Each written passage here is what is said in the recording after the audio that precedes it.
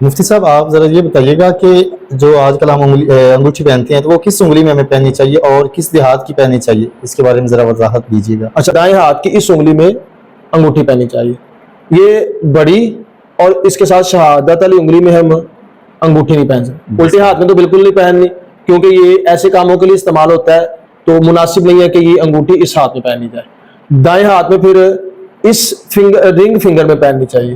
یہ جو ہے نا بڑی، اس سے باقاعدہ منع کیا گیا۔ حضور علیہ السلام نے حضرت علی رضی اللہ تعالیٰ عنہ کو اشارہ کر کے فرمایا کہ اس میں اور اس میں انگوٹھی نہیں پہننی، تو اس لیے ان دونوں انگلیوں میں انگوٹھی نہیں پہننی چاہیے۔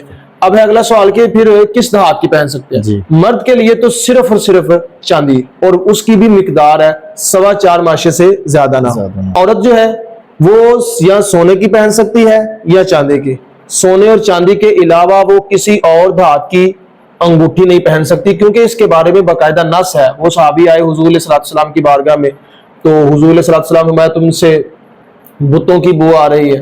اللہ اکبر۔ تو کہا سرکار میں نے ایسا کیا کیا؟ کہا دیکھو انگوٹھی پہنی ہوئی ہے، غالباً انہوں نے تانبے کی انگوٹھی پہنی ہوئی تھی، پھر وہ بدل کے آیا لوہے کی پہن آیا، تو کہا تم سے جہنمیوں کی بدبو آ رہی ہے۔